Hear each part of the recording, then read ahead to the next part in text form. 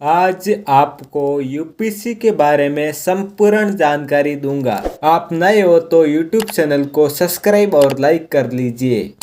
UPC की इन सारी topic की आपको जानकारी दूंगा। नंबर 1 यूपीसी क्या है। नंबर 2 यूपीसी के कार्य। नंबर 3 यूपीसी की योग्यता। नंबर 4 यूपीसी के एग्जाम का सिलेबस। नंबर 5 यूपीसी भर्ती की प्रक्रिया। नंबर 6 यूपीसी कौन कौन से पोस्ट होते हैं। नंबर 7 यूपीसी एग्जाम के बाद सैलरी क्या होती है। यूपीसी का पूरा नाम यूनियन पब्लिक सर्विस कमीशन, संघ लोक सेवा आयोग। आज़ादी के बाद 26 अक्टूबर 1950 ईस्वी को लोक सेवा आयोग का नाम संशोधन कर संघ लोक सेवा आयोग रखा गया। इस संशोधन का संबंध संविधान के आर्टिकल 315 में है। संघ लोक सेवा आयोग का भी कार्य ग्रेड ए तथा बी के अधिकारियों का चयन करना, यूपीसी केंद्र और राज्य के स्तर पर कुल 24 सेवा की परीक्षा आयोजित करती है, जिसे आईएएस सबसे प्रमुख है। इस भारत का सर्वोच्च परीक्षा का दर्जा दिया गया है। दोस्तों, आज के समय में हर युग का एक सपना होता है कि एक प्रतिष्ठित नौकरी पाना, परंतु बढ़ती हुई जनसंख्या के मामले ने इस पर नकारात्मक प्रभाव डाला है। कंपटीशन लेवल इतनी बढ़ी हुई है कि नौकरी दुर्लभ है। आप सभी के मन में प्रश्न जरूर उठता होगा कि देश के बड़े बड़े अफसर जैसे आईएएस आईपीएस की नियुक्ति कैसे होती है। दोस्तों, आज हम इसमें संबंधित सभी जानकारी लेंगे। इस मुकाम को हासिल करने के लिए यूपीसी द्वारा आयोजित परीक्षा पास करना होता है, जो सबसे कठिन है, देश के सबसे सामान्य परीक्षा होती है। नंबर 2 यूपीसी के कार्य। यूपीसी के कार्य का संबंध संविधान के अनुच्छेद 320 से है। आर्टिकल 320 के तहत सिविल सेवाएं भर्ती प्रक्रिया संबंधित सभी देख रेख आयोग के पास होता है। इस आर्टिकल के अनुसार लोक सेवा आयोग का कार्य निम्नलिखित है। 1 नंबर अधिकारियों के लिए नियुक्ति के लिए परीक्षा का आयोजन करवाना। 2 नंबर सुरक्षा कार उत्तीर्ण विद्यार्थियों का सिलेक्शन करवाना। 3 नंबर अमेलना द्वारा अधिकारियों की नियुक्ति करवाना। 4 नंबर लोक सेवा के विभिन्न पदों के लिए अनुशासन से संबंधित कार्य। 5 नंबर किसी भी मामले में सरकार को सही निर्णय लेने का परामर्श देना। आप यूपीसी की तैयारी करते रहो, आपको एक दिन जरूर सफलता मिलेगी। नंबर 3 यूपीसी के लिए योग्यता।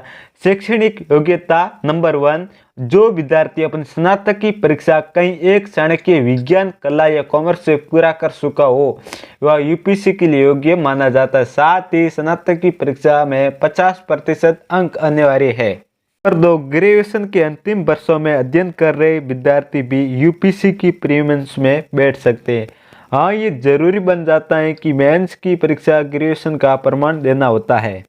इसी के लिए उम्र सीमा। सामान्य वर्ग के विद्यार्थी के लिए न्यूनतम उम्र 21 वर्ष तथा अधिकतम 32 वर्ष है। ये विद्यार्थी अधिकतम से प्रयास कर सकते हैं। 2 नंबर SC/ST वर्ग के लिए विद्यार्थियों के लिए न्यूनतम उम्र 21 वर्ष तथा अधिकतम 37 वर्ष है। इन्हें उम्र के मामले में 5 वर्ष का छूट दिया जाता है और साथ में असीमित प्रयास की सुविधा उपलब्ध है। और 3 नंबर ओबीसी वर्ग के लिए विद्यार्थियों को 3 वर्ष का छूट दिया जाता है, अर्थात इसके लिए अधिकतम उम्र 35 वर्ष होनी चाहिए। ऐसा वर्ग विद्यार्थियों को कुल 9 प्रयास कर सकते हैं। आपको संपूर्ण जानकारी विस्तार से देता हूँ। वर्ग, उम्र सीमा, छूट, कुल प्रयास। सामान्य वर्ग 21 से 32 कोई छूट नहीं है और कुल से प्रयास कर सकता है। अन्य पिछड़ा जाति 21 से 35 वर्ष, इसमें 3 वर्ष की छूट होती है और कुल 9 प्रयास कर सकता है। अनुसूचित जाति जनजाति जो 21 से 37 वर्ष और इसमें असीमित प्रयास कर सकता है। नंबर 4 यूपीसी एग्जाम का सिलेबस। प्रारंभिक परीक्षा पेपर 1। वर्तमान में देश की घटनाएं, भारतीय राष्ट्रीय आंदोलन का इतिहास, भारत एवं विश्व का भूगोल, आर्थिक और सामाजिक व्यवस्था, राज्य व्यवस्था और शासन, पर्यावरण से संबंधित जानकारी। प्रारंभिक परीक्षा पेपर 2। पारंपरिक संचार कौशल, तांत्रिक अवलेशन, सामान्य ज्ञान, मानसिक क्षमता, निर्णय लेने की शक्ति, समस्याओं का समाधान, गणित 10वीं स्तरीय। मुख्य परीक्षा भारत की प्राचीन विरासत एवं संस्कृति, विश्व एवं सामाजिक, इतिहास तथा भूगोल, संविधान, राजतंत्र, न्याय एवं अंतर्राष्ट्रीय संबंध, टेक्नोलॉजी और आर्थिक विकास और विभिन्नता एवं आपदा प्रबंधन, आचरण नीति, अखंडता, जैव विविधता। नंबर 5 यूपीसी भर्ती प्रक्रिया। यूपीसी की परीक्षा 3 चरणों में होती है, प्री मेंस, मेंस और इंटरव्यू। आइए सबसे पहले प्री मेंस परीक्षा प्रक्रिया को समझते हैं। जो पेपर सामान्य अध्ययन, प्रश्नों की कुल संख्या 100 होती है, कुल अंक 200 होते हैं, समय 2 घंटे का होता है। दूसरा पेपर सामान्य अध्ययन, प्रश्नों की कुल संख्या 80 होती है, कुल अंक 200 होते हैं, समय 2 घंटा होता है। प्रीलिम्स की परीक्षा में कुल 2 पेपर होते हैं जिनका प्राप्त मेरिट लिस्ट नहीं जोड़ा जाता है। हाँ, लेकिन ये जरूरी है कि मेंस की परीक्षा में बैठने के लिए प्री मेंस में कम से कम 33% अंक लाना अनिवार्य है। इसमें नकारात्मक अंक की प्रक्रिया अपनाई जाती है और अभ्यर्थी द्वारा गलत उत्तर देने पर उनके प्राप्त में से 1/3 अंक काट लिया जाता है। मेंस प्रक्रिया, जो प्री मेंस की परीक्षा उत्तीर्ण विद्यार्थियों को मेंस की परीक्षा में बैठने के अवसर दिया जाता है। इनमें कुल 9 पेपर होते हैं जो लिखित प्रश्न पत्र आधार पर आते हैं। इसमें भाषा के लिए प्रश्न पत्र होते हैं। मेंस की परीक्षा की अवधि लगभग 1 सप्ताह तक होता है। विद्यार्थी जो इंटरव्यू तक पहुंचने के लिए मेंस की परीक्षा 20% अंक लाना अनिवार्य है। इंटरव्यू यूपीसी का अंतिम चरण होता है जो मेंस की परीक्षा में उत्तीर्ण विद्यार्थियों को इंटरव्यू के लिए बुलाया जाता है। मेंस की परीक्षा कोई 1750 तक, इंटरव्यू की परीक्षा 275 अंक का होता है। इस प्रकार मेरिट लिस्ट के लिए कुल 2025 अंकों की परीक्षा ली जाती है। इसमें विद्यार्थियों के व्यक्तित्व, गुण, लक्षण, भाषा की शैली और विचारों को देखा जाता है। साथ ही इस साथ कुल समय, ज्ञान, वर्तमान जनित घटनाओं से संबंधित प्रश्न पूछे जाते हैं।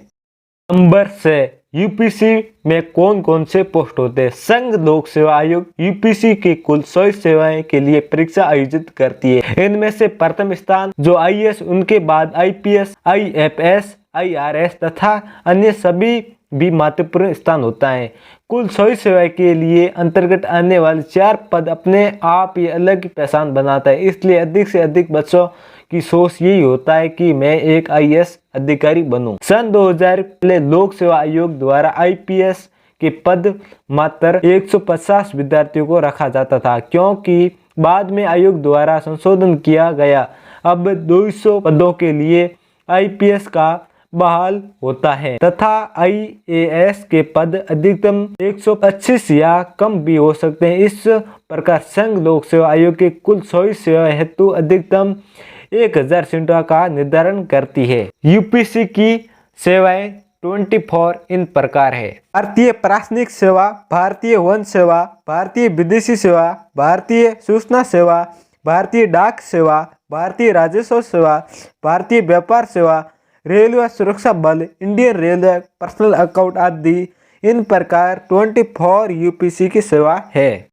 नंबर 7 यूपीसी एग्जाम के बाद सैलरी। यूपीसी द्वारा सिविल सर्विस की परीक्षा संचालित छात्रों को विभिन्न पदों पर जैसे आईएएस, आईपीएस, आईएफआरएस, आईआरएस आदि उनके रैंक के आधार पर प्रतिपादित किया जाता है। सभी अधिकारियों का वेतन उनकी स्थिति के अनुसार दिया जाता है। वेतन में बहुत ज़्यादा अंतर नहीं होता है, परंतु आईएएस में अन्य सभी अपेक्षा मूल वेतन में कुछ अधिक राशि दिया जाते हैं।